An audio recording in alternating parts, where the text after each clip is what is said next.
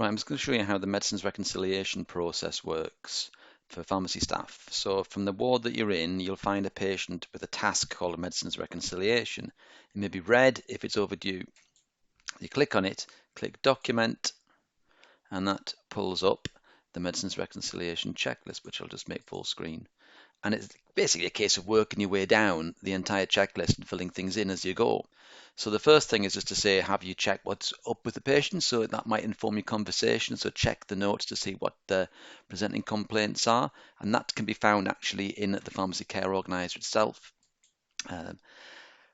Check that they have had any recent admissions because that might have caused changes to their medicines that aren't reflected in the GP's record. And can you communicate with the patient, yes or no? If you say no, just explain why. If you say yes, that's absolutely fine.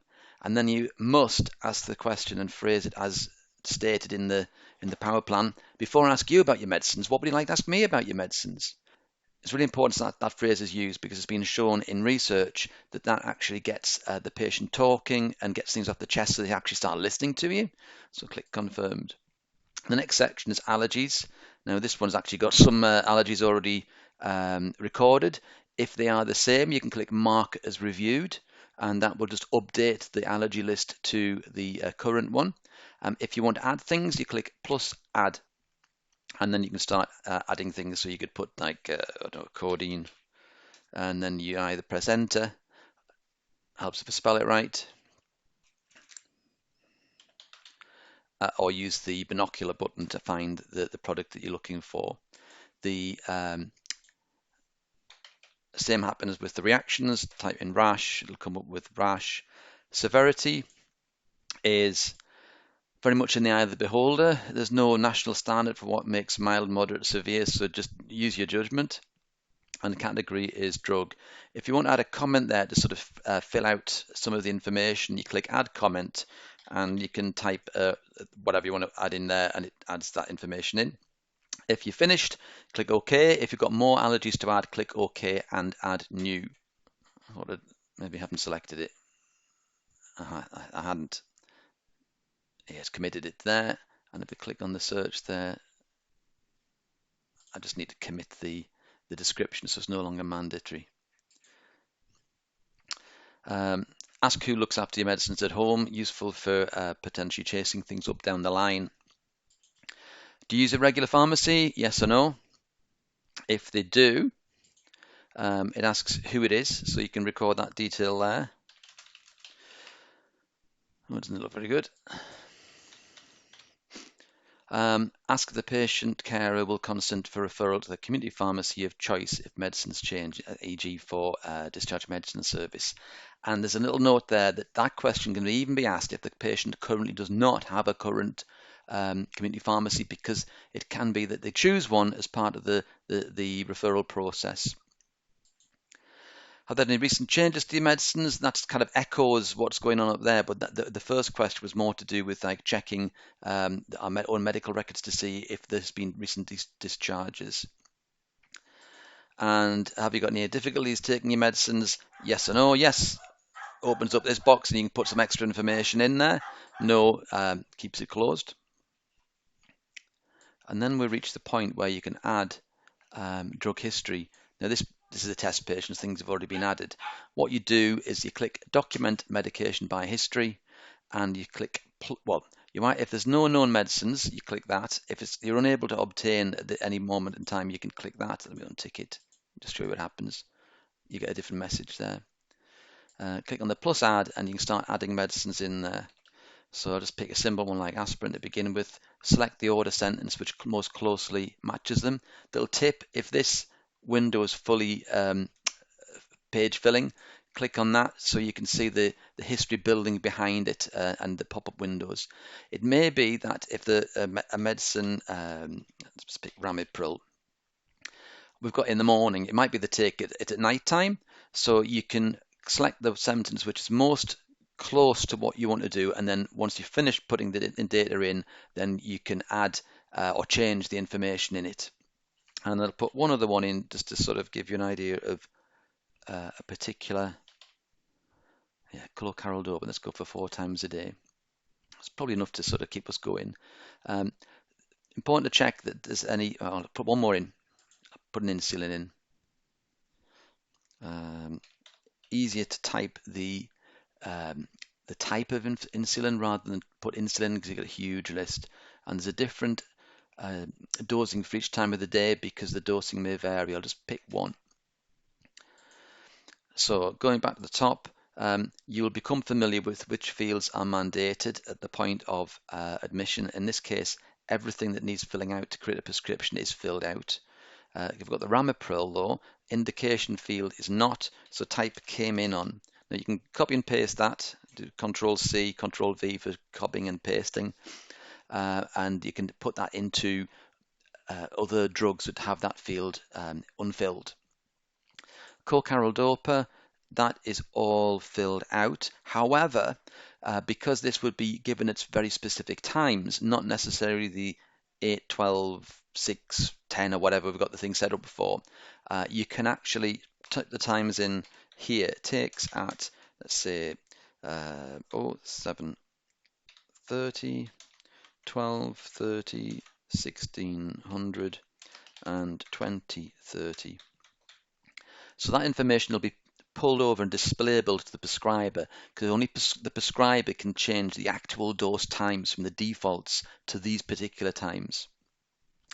And then look at the insulin. Everything's filled out apart from the number of units. So you have to put the number of units in for the different times of day. Once you're happy everything's done, then you would click Document Drug History. That takes us back to the screen and you can see what we've put in there. Now let's continue down the list. Have you checked documented port H if the patient used these?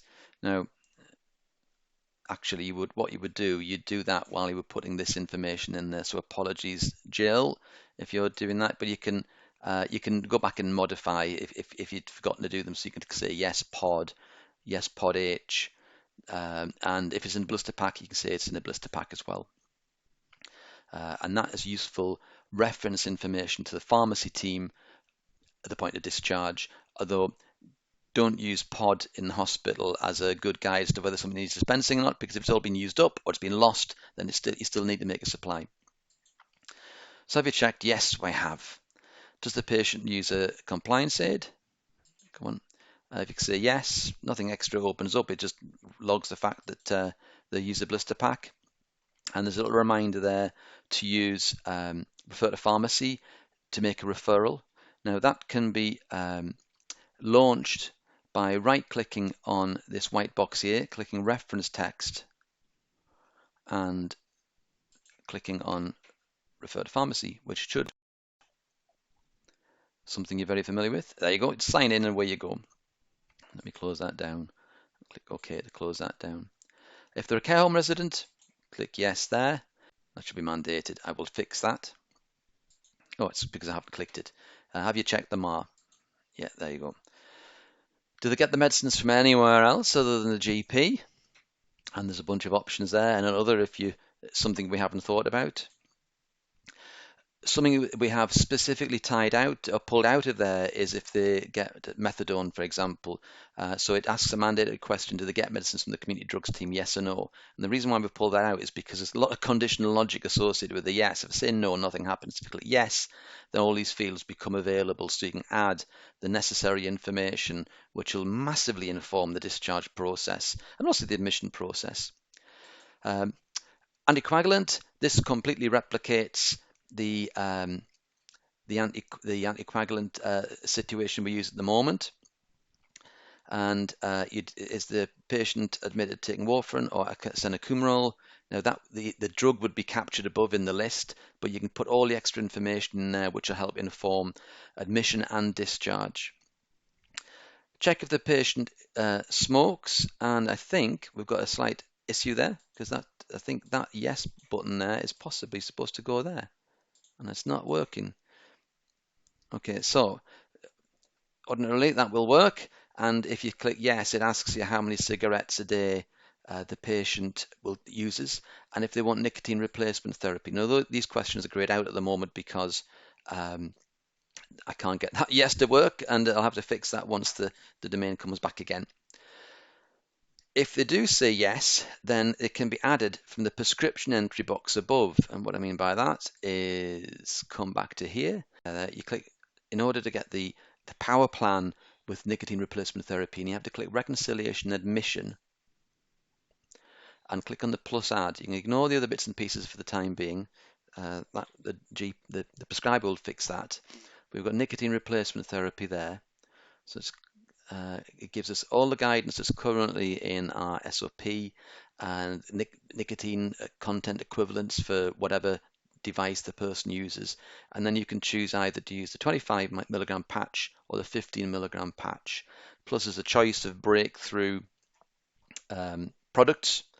And at the very bottom, there's a list of the patches that we don't recommend, but it's possible a patient might have come in on them. You might want to prescribe them for that. But in terms of our nicotine person naive patient, we would recommend using either that or that, depending on the number of cigarettes per day and a product of choice for the patient.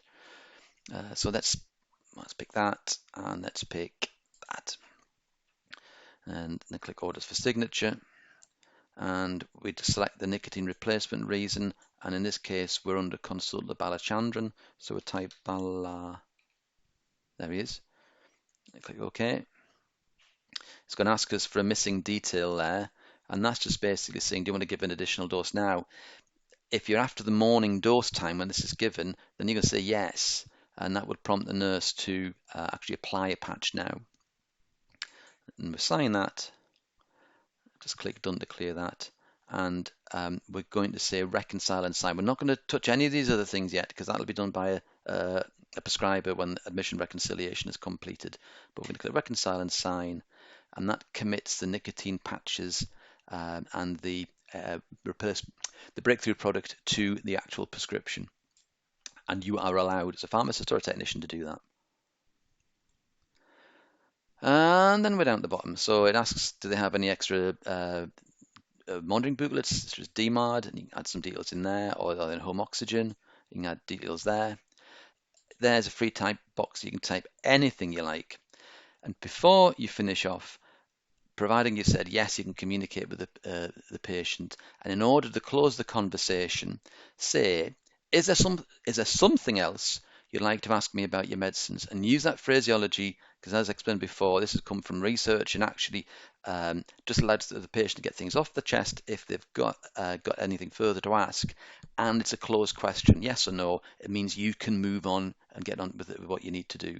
So let's click confirmed and say what the sources of information you used. And finally, in big red letters, and I hope this is big enough, remember to untick the medicines history complete checkbox in the prescription entry box above, only if you are satisfied the best possible medicines history has been captured.